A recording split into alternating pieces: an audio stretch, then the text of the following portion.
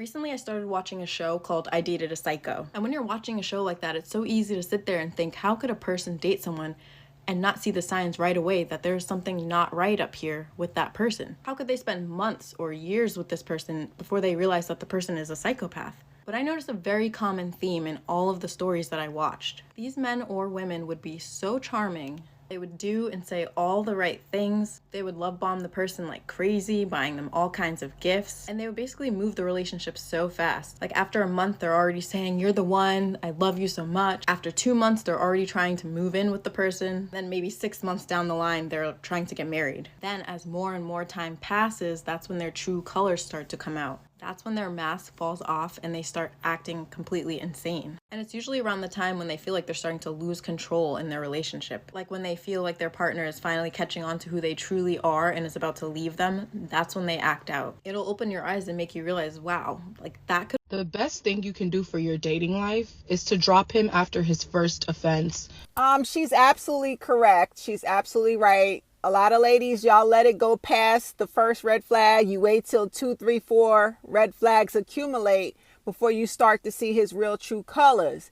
Get into the habit while you're dating. First red flag, bye-bye, eliminate. Don't give him a second chance because he's either testing you to see what you'll put up with, or that's his true character. Okay, that's his true character. That's how his mother and father raised him. He's trying to see if, you with the shits. If you'll accept that type of man. Do not allow him to get away with disrespecting you the first red flag. The first time, get rid of him. I'm sorry. But here we go, ladies. Now we get into my shit here. What happens if he's on his best behavior on all those dates? He's like the perfect Prince Charming. He's calling you when he says he calls. He's consistent. Dating you, courting you, buying you flowers, showing up. Like he's the perfect fucking gentleman. Then he asks you to marry him. He asks you to move in with him, or he moves in with you. He gets you pregnant. Or if y'all actually do get married, then the nigga will switch up on you. What happens then?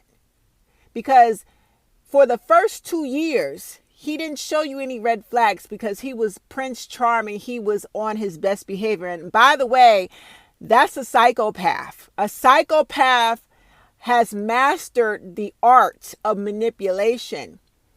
A psychopath will be Prince Charming until he knows for certain that you're locked down and you can't go anywhere. Pregnancy, moving in with a man, or marriage. Any of those three, he's going to pull the mask off his face and show you who the real monster is. So what happens, you're dating him and he's done everything perfectly. Now y'all are married. And behind closed doors, he's showing you that he's a piece of fucking shit.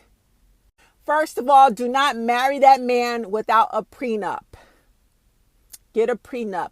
Protect your money, your assets in the event that he cheats, he puts his hands on you. All that should be written up in the prenup. Get the fuck out of there. And by the way, if he is physically abusive, never tell him that you're leaving him or divorcing him. It could put you 6 feet under. Divorce, when an abusive man hears that you're trying to leave or divorce him, he blacks out.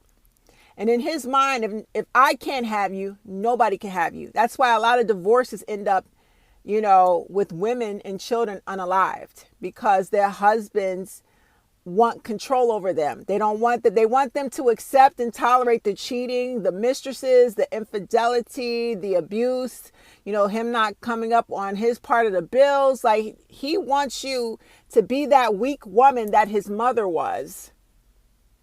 That's the whole purpose of marriage in his mind, is to become a slave. You married me. Okay. You wanted this marriage, this wedding so bad. Well, guess what? You got to turn into my personal slave, my personal servant, my personal doormat. This was never about love. It's about what you can do for me. So, you got to accept this open relationship. I want to continue to have side chicks. I don't want to fucking help you pay the bills. You pay all the fucking bills. My money has to go over here towards my side chick who I'm whining and dining. I need to buy her flowers. I need to pay my side chick's bills. How can I pay my side chick's bills if I'm over here paying money to my wife and helping her?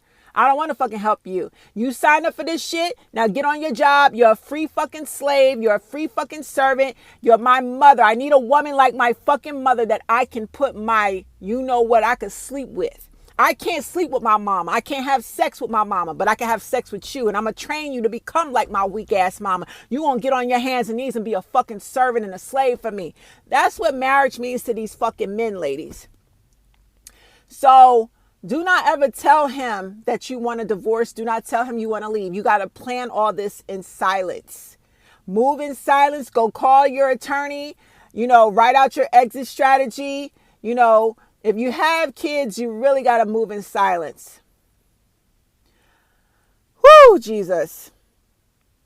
These men are getting very manipulative now. They know that we're onto their games and manipulation tactics. So that's why in the dating phase, they're going to be perfect. If he's on his best behavior during the dating phase, be careful. Make sure that you cover your tail before you marry him and move in with him. Make sure you have a backup plan before you move in with that nigga. He switch up when you move in. Make sure you got enough money to get your own place. You got a good car. You have money, in case of emergency. The nigga slash your tires. It is what it is. You put your car in the shop. You got money. Don't never let a nigga cripple you once he has you where he wants you. You move in with him, he gets you pregnant or y'all get married and he starts to show his ass. You're going to find out real quick that this whole thing was about setting you up, getting you locked down so that he could break you down to become like the weak woman that his mama or grandmama was. You're not that girl. Stop avoiding red flags.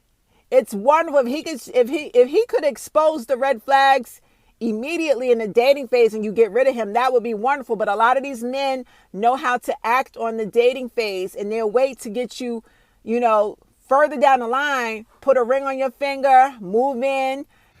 Bro, if your girlfriend can maintain the same position while sleeping for 8 hours without moving, she's a psychopath.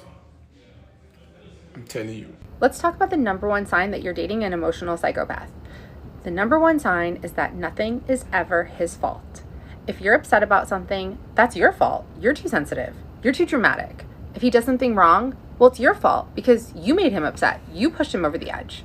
The biggest sign of an emotional psychopath is that they cannot see things from someone else's perspective ever. That is why he will never be able to empathize and he will not take any responsibility or accountability for anything he does. He can't understand why you're upset or why you might be hurt, and he might make you feel ashamed of your feelings. And that's where we get into the gaslighting, everyone's favorite word these days. But it's really important that we're talking about it. They make you feel like you're flawed. They make you feel like you're crazy for feeling the things that you're feeling. So if you notice any sign of your partner being completely unable to take accountability, to take responsibility, then that is a huge red flag and you really need to get out of that relationship. And I just have to throw this in there. I mean, did we not see this with Amber Heard in the Amber Heard Johnny Depp trial, that she literally could not take responsibility for anything she did wrong in the relationship? Nothing was ever her fault. Number one sign of an emotional psychopath. Make sure to tap that plus sign, follow me for more relationship. 3 signs that you've just met a psychopath. So there are 3 clear signs when you meet a psychopath that are typically present in the interaction, in that first interaction. So the first sign is that there is excessive flattery. This individual will typically make you feel like the best you've ever felt. The things they will say to you are the best things you've ever heard. The second sign that you've met a psychopath is that they typically will make you feel like you have a special connection. They are really good at eliciting this we're special feeling, like we belong together, or there's something here between us that's different than other people. The third thing that typically you'll see in an interaction with a psychopath, especially those early interactions, is that they'll often ask you questions that are too personal and are typically considered inappropriate for a first meeting. So they dive right in and they ask you something really personal. And sometimes people think that this is done because they're truly interested or because of that special connection. But this is actually done because they're trying to suss out your vulnerabilities and weaknesses to see how they can manipulate you in the future. Because typically the psychopath will view the world through this like chess game of power. And this is really the only way they know how to function. And so this is the reason for those overly personal questions. It's not that they're actually super interested in you. They kind of just want to know how you tick. And so if you've had these 3 check boxes checked, the making you feel like the most special, amazing person in the world, the asking the inappropriate questions, and this kind of like special like rapport that you have, this special connection all of a sudden, this might be signs that you've interacted with a psychopath. Obviously, we can't say for sure, but they're red flags. So proceed with caution.